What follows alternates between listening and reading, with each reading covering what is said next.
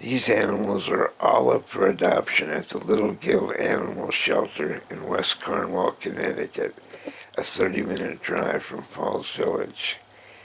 The Little Guild has been finding homes for abandoned cats and dogs since 1960. Staff and volunteers interact with them on a regular basis to offer companionship, socialization, and stimulation. This is Boomer. What's his name? You're right, Boomer.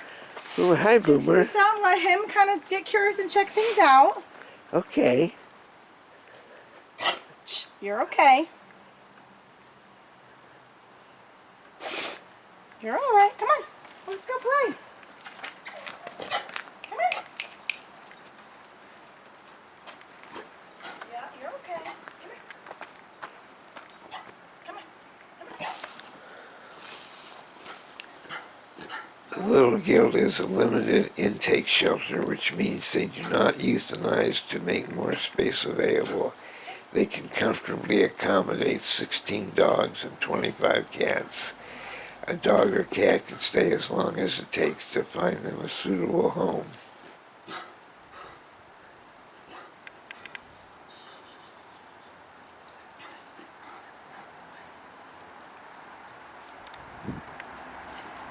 He seems a little unsure today, so I think I might go switch him out and grab you somebody else, okay? Okay. All right. Come on, Boomer. Come, buddy. Good boy. Alex Echeverria, the kennel behaviorist, or kennel master as he prefers, visited the D.M. Hunt Library in Falls Village with Charlie and Andy, two dogs of entirely different temperaments. That was a good photo. Yeah. Charlie is one of the dogs I can actually trust 100% around all different kinds of people, of all different sizes and shapes and ages. And the fact that she is a pit bull, I thought this would be a good opportunity to bring her out and show you that we shouldn't be afraid of dogs based on their breed. We should always judge a dog based on their behavior. So Charlie is a very strong girl, and she does have a very strong mouth, right? But because she's got such a sweet temperament, she doesn't have any problems with aggression. You can handle her a little bit roughly, and it doesn't bother her. She loves other dogs. She can play with dogs of all different sizes and shapes. One of the things I look for when I'm trying to find or match up a dog with a family or a person is I think about energy level. So a lot of people, when they look for a dog, they just think, well, what do I think is a good-looking dog? They go based on appearances. They think, oh, I really like such and such of a breed of dog. Because I saw a picture, or I saw a movie, or I saw a TV show, and they had this amazing dog, and it was this amazing breed, and now that's the dog that I want. But a lot of times, with that in mind, a lot of people will pass up on pit bulls or dogs like Charlie because they see the breed and they think, oh, I've heard bad things. In fact, a lot of people aren't even allowed to bring pit bulls into their homes. If you live in a condo association, a lot of them say right off the bat, no pit bulls. And it's really, really, really a shame because every now and then a dog like Charlie comes along and it proves everything wrong. So a lot of our fears about breed are really unfounded and really unfair because dogs like Charlie are the sweetest dog you could imagine. And if you see this little amazing little, what I thought was a birthmark on her eye, there's a really good chance, since Charlie comes from down south, he comes from Georgia, and unfortunately, a lot of dogs from the south aren't treated the same way dogs are treated up north. And we think that Charlie may have had hot or boiling water thrown at her. Oh. Yeah. So which that's a is, scar. that's what we think. At first I thought it was a birthmark, but there's a good chance that if people are trying to get rid of a dog or get them off their property, they'll throw hot water. So if you'll notice, she does have some scarring around her eyes. There's a little bit of scar tissue. And you're still looking for a home for her? She's got a few leads, but thankfully, because when unfortunately the Little Guild, when we are shopping for dogs and dogs that are available to bring in, we see so many pit bulls. Yes. And we can't take in too many because unfortunately they can be very hard to find homes for. And part of the reason is a lot of people take one look at the breed and they say, no way. And I understand people's fear. I mean, people want to be safe, better safe than sorry. But in the case of Charlie, I mean, of all the dogs I could have brought today, I chose her specifically because she is just so friendly, so likable, so tolerant, and so, as you can see, this is all new to her, and she's not reacting at all. Age is another consideration we have to think about when we take a dog home. You know, age, lifestyle. Unfortunately, nowadays, a lot of people are very busy, very on the go, and dogs do need a certain level of engagement, exercise, and activity to be totally happy. So when we're trying to match a dog up with a home, we definitely try to figure out, you know, who has time, who has the lifestyle. Some dogs need more exercise. Charlie is, again, one of the rare dogs that can do both. Another thing that can happen, that can affect relationships between dogs and people is people not respecting dogs' boundaries. Just like we have manners with each other, we do have to have manners with dogs. So Charlie is thankfully a very, very, very friendly girl, and she can handle a lot of different, she can tolerate people being a little less polite and going into her space. But I do want to let you know today that keep in mind that not all dogs have the same temperament as Charlie. Like even half step out of the forest, she goes like. Oh, and you're right around your property. Your dog Fern? Yeah. How many dogs do you have? 3? Yeah. Fern and Nettle. So even, this is a good example, even a small person walking nearby, for a lot of dogs, that would have been a real trigger. Charlie couldn't have cared less, but it's important to remember that not all dogs can handle the same stuff. Right. So what seems to be very harmless to us and to most dogs might be very threatening to a dog that's insecure. And I'm going to bring in Andy in a minute and show you a difference in temperament. And Andy's a very nice dog, but he's another kind of dog. So whereas Charlie can often linger in a shelter because of her breed, Andy's the type of dog who you see a picture of him and you go, oh, Andy, and he's beautiful, and he's got these beautiful markings, and he looks like everybody's dog that they grew up with, but he's an insecure dog, and he needs a very particular kind of owner as well, who can help him relax and help him enjoy and give him confidence. Any more questions about Charlie? Why did you name a girl dog Charlie? We didn't name her. She came to us as Charlie, and when they come to us, we've got about this much time to change their name before the paperwork goes through, and if we don't, it's too late. it's probably Charlotte. It's Charlotte. It is Charlotte. I call her Charlize. That's true. I call her Charlize a lot. I have a little Charlie in story time. Yeah, Her yeah. name is Charlotte, but everybody calls her Charlie. There we go. Yeah. Oh, we've had some. See, it's funny you said that. We had a dog come in today, and they tried to name him Yippee. And he's a husky, and he's bigger than her, and I said, we're not naming this guy Yippee. So I changed his name to Rocky at the last second. We got it in just in time. So now he's officially Rocky, and his brother's name is Rumble. So we've got Rocky and Rumble, the huskies, and they're gorgeous, and they'll be on our website soon, FYI. So that little yawn right there is a sign of stress, just so you know. It's not necessarily a bad thing, but it is telling me that, you know, she's taking in a lot of information, and it's actually a good thing that she's deciding to yawn instead of bark or growl or lunge. So when you see a dog yawning, and people, we do see it a lot, just keep in mind that that's a sign that they're trying to release some stress. Doesn't necessarily mean that something bad is going to happen, but it does give you an insight that they're definitely feeling something. And I look at the yawn, it's a better choice than some other choices they can make, but it does show me that she is experiencing a little bit of stress. Here, Joe. Interesting. Now that could be just excitement. You know, I'm not letting her approach the people. She does want to meet pretty much everybody. Either way, it could be me holding her back that's causing the stress. It could be just the amount of new information, the new smells. But either way, just tells me that she is experiencing a little bit of stress right now, even though she is handling it very well. Well, she does have a kind of a energetic play style. So for some dogs that can be a little bit too much. So we're doing multiple visits with this potential owner to try to really make it work. An energetic play style. Energetic play style, yes. A little bit rough and tumble. Some of us have children and husbands. Brody's a brindle. Oh, okay. Do you have any tips for barking? Yeah, you just gotta come from here, you just gotta really let it out.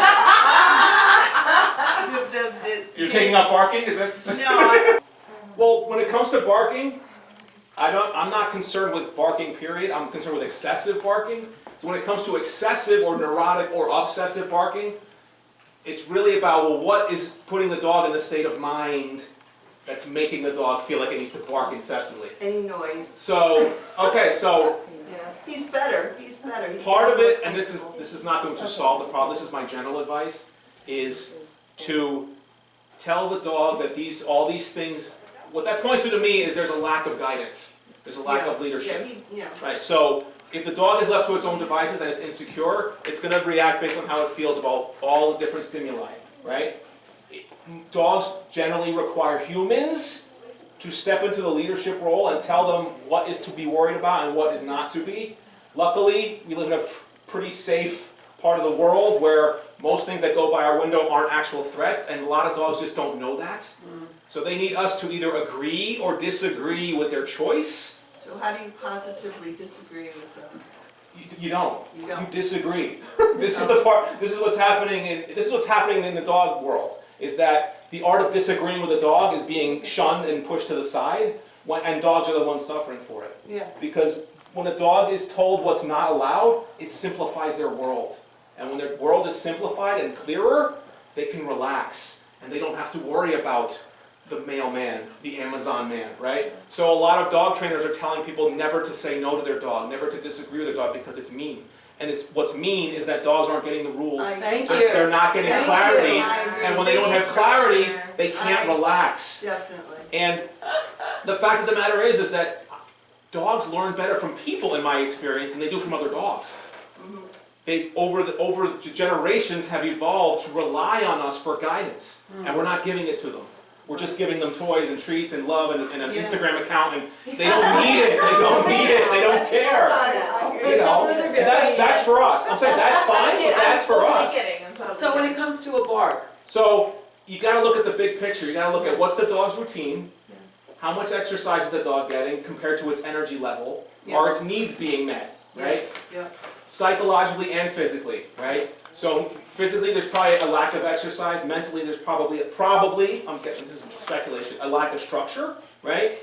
So if the dog doesn't know that it's not their job, the dog doesn't know that that's not their responsibility, right? So they need a human to say, thanks for letting me know someone's there. So another thing is, there's different kinds of barks. There's, hey, somebody's here. Then there's, who the heck are you? And then there's, get the heck out of my house. it's the who the heck are you? It's the who the heck are you? Okay, so that's a little bit up over the line. Like, hey, that's like, hey, someone's here. Okay, thanks, cool, someone's here. But then, you gotta listen to the bark, and is it crossing the line into being suspicious of someone or something that is actually harmless? The point is the dog needs to feel your disagreement and has to believe you. Okay. Right? So if you're the person who feeds them, gives them water, gives them shelter, gives them love, gives them everything, that's great. But do they respect you enough that your opinion matters is the real question.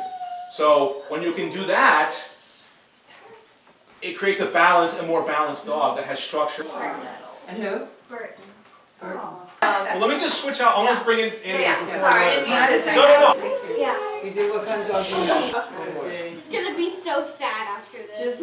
Just to piggyback off of that, because we were having issues with our Yes. dog. Does your dog like other dogs? But beagles are howlers, they just bark. So this is Andy. Hi, Andy. Andy, Well, you can already tell You can tell. You can just tell by his face. he's not as comfortable as Charlie is. Charlie can go with the flow. Andy is not that kind of a dog. Andy is a kind of a dog that needs a lot of extra reassurance. Good. So he needs me to let him know that I'm going to take control of everything. That I'm going to control the environment for him. If I don't, he's going to take matters into his own hands, and he doesn't want the job. He does not want to be in charge of. Yep. So this is a good thing for people to see, that dogs like this get labeled as aggressive. Andy is not an aggressive dog. Andy is an insecure dog. Andy is a dog that doesn't trust his environment, right? Andy is a dog that we definitely cannot Go into his face, say hi, hi, hi, hi. And another big thing with all dogs, especially dogs like Andy, is eye contact. As people, we tend to talk with our eyes, we make a lot of eye contact, we use our hands. Dogs don't speak that language, right? And especially dogs like Andy, who are insecure and unsure about their surroundings, it's often people who are triggering and crossing boundaries that they don't know are there. So, especially with a dog like Andy, I always say, no look, no talk, no touch, because he's definitely the kind of dog that needs to decide on his own if he feels safe to approach. So to me, him going from looking and growling to putting his head down and sniffing is at least a step in the right direction. That he's a little bit more curious and a little less suspicious. That's a submissive kind of like thing to do in the first place, right? I mean, if he's going from Well, to me- going down physically, isn't that more of a? It is, but there's also an element of it's a little bit predatory. I was just I gonna say, see, that's what I see. saw. Yeah. I see. Yeah, But- yeah. This is what we're all doing right now, and thank you all right now, is you're actually really, really helping Andy, because Andy's one of the dogs that I'm starting to worry about. I want to thank all of you for being a part of this, because this is crucial to his rehabilitation, is him having exposure to different scenes with a handler who could show him that he'll be okay. So when Andy goes through this, and yes, there is uncertainty involved, and there is stress involved, and he is growling, but when he comes through this safely, with no negative outcome, that's going to be a good money in the bank in terms of, okay, I can go to different places and I can come out okay And look at him. with the right handler.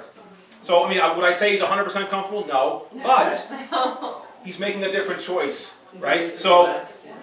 for example, and I'm sure you've all seen this, in a situation like that, the onus is on me. My responsibility is not to feed into it, right? So that means not tightening the leash.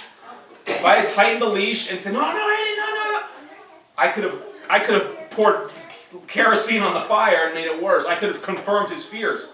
But I disagreed with it, and I stayed as calm as I could to give him something to feed off of. What happens to us is we often feed off of a dog's energy. So the dog gets suspicious. We end up mirroring that energy, and that confirms the dog's suspicions that, oh, okay, now we're both suspicious. Everybody's escalating. Now we're all loud. So you, But if my job right now, my goal is to snap him out of it and make it as emphatic as possible. No, we're not doing that, right? While I remain calm and keep talking to you, right?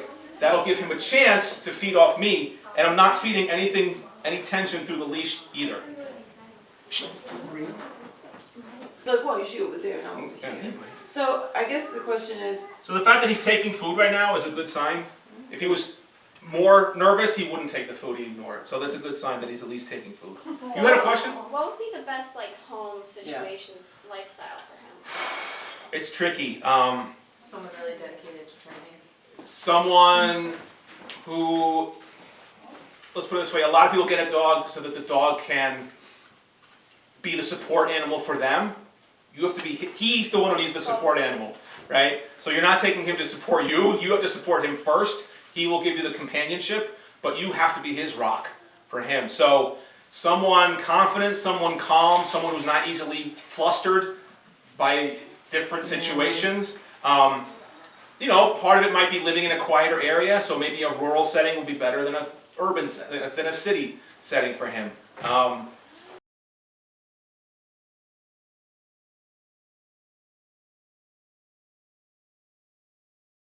Yeah, he would need a really confident, calm handler. You don't have to be physically big. You could be You could weigh 100 pounds. You could weigh 400 pounds. It doesn't matter. What matters to him is your demeanor, your confidence, and your ability to tell him that everything's going to be fine.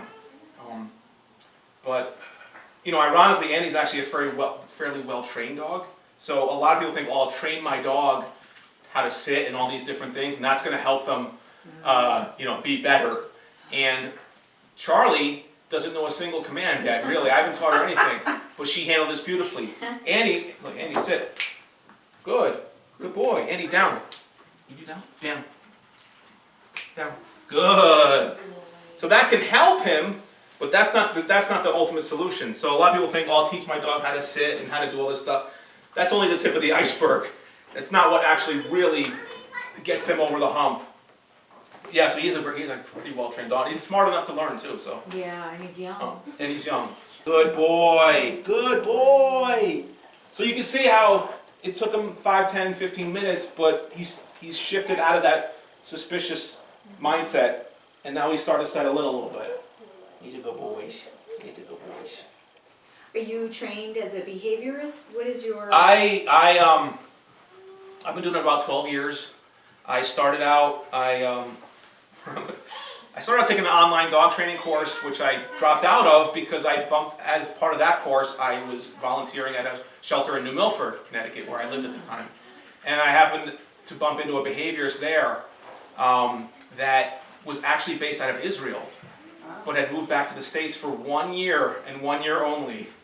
And it was a husband and wife team, actually. I met the wife at the shelter, clicked with her immediately, quit my course immediately, and shadowed them for a solid year. Oh, wow. Going to lessons with them, just absorbing everything that they knew. They actually ran a center, a rehabilitation center in Israel, which they subsequently sold. Oh, but wow. it was just sheer luck that I met someone who really made a lot of sense to me. Yeah. Because in the dog world, there's multiple different viewpoints. And if you talk to 10 dog trainers, you're going to get 10 different answers for most questions. And there's a lot of really strong disagreements amongst, and people get all different kinds of advice. But he really made sense to me. And from there, I just started investing in seminars. I shadowed other trainers. Yeah, as many seminars as I could go to.